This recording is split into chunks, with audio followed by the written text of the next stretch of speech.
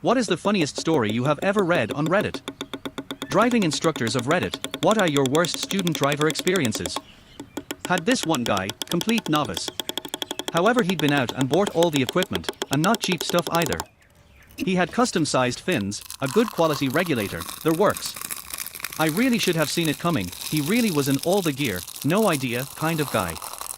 So we take him into the plunge pool, a really deep swimming pool, for the first time, where it turns out he's a freaker. In diving I found there are two types of student, people who immediately freak out, and those who are serenely calm. He freaked out and used up 30 minutes diving gas in about 5. Second time he goes and I saw him fiddling with a valve, him being a novice I swim over to see what he's doing. As I get close he starts flailing underwater, not using any of the hand signals. Turns out the idiot had closed off his own gas supply. It gets better.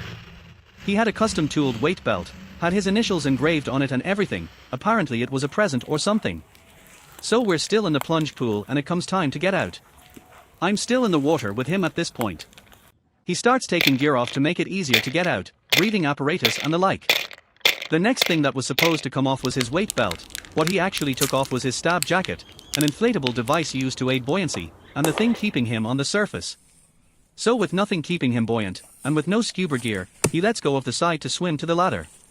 Of course he rockets to the bottom of the pool, where I have to forcibly remove his weight belt, whilst trying to buddy breathe him. Once back on the side of the pool I got an earful about how I had to go back down and get his weight belt, after all it was my fault he'd had to take it off.